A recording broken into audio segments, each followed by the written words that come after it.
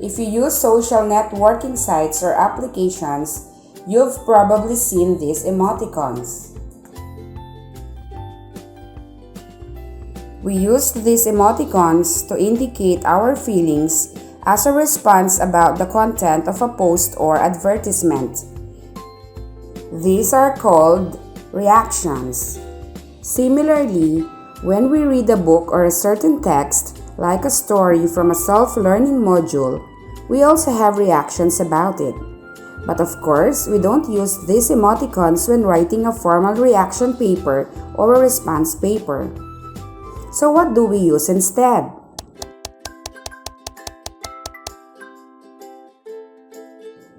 Reacting is one of the most basic ways to think critically about a text. But first, what happens in text that makes us react? Number 1. What a character says or does. Sometimes we really like what a character has said or done. Sometimes we don't. That can make us react as a reader. Number 2. Confusing parts. We also react when we don't understand some parts of the story. Number 3. Parts that make us feel intense emotions.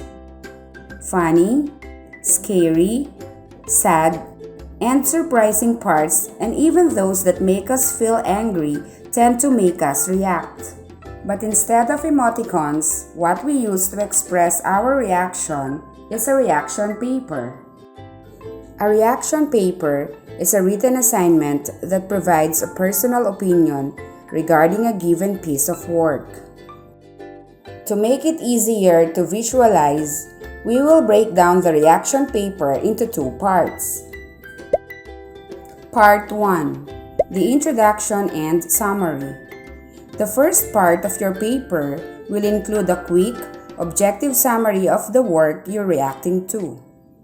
Take note that you have to include A. What did you read? It should include the author's name and the title of the piece as well as the publication date. B. What happened in the text? In a few sentences, present a very brief summary of what you have read. State the character, setting, problem, and solution. You don't have to make this long. And remember to only include facts in this part. You can only include your personal opinion on the second part. Part 2. Your thoughts, feelings, and opinions. The second part of the paper is where you express your opinions on the key points of the work, supported by reliable sources. This is your analysis, the most important section of this paper. We can also break this part into 2 sections. A. Reaction. In order to write a reaction, here are some questions that may serve as your guide. How did the story make you feel? Which part of the story do you like best? Did you agree with the decision the character made? How did the ending make you feel? What have you learned from the story? B. Conclusion. Here you will state your final assessment of the text. You can also add your recommendation if you have any. Here is a sample reaction paper. The Ant and the Grasshopper by Aesop tells about a grasshopper who invites an ant to chat and relax with him. The ant refused and continued to work and prepare food for winter. When winter came, the grasshopper had no food, while the ants distributed the food they had collected in the summer. My favorite part of the story is when the grasshopper realized that he should have prepared for winter so that he would not die of hunger. The purpose of the author is to educate the reader about the importance of preparation. This made me realize that when you are prepared, you can manage problems much quicker and more efficiently. Being prepared can reduce fear, anxiety, and stress. In conclusion, the story is an effective reminder that it is best to prepare for days of need.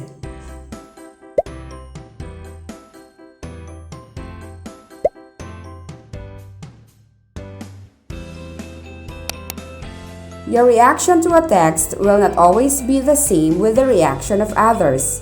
That is okay and perfectly normal. The point of a reaction paper is to react with your own thoughts and feelings.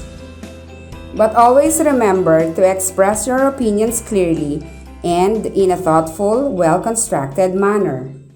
If this has been helpful, like this video and leave a comment down below. That's all for today and see you in the next lesson.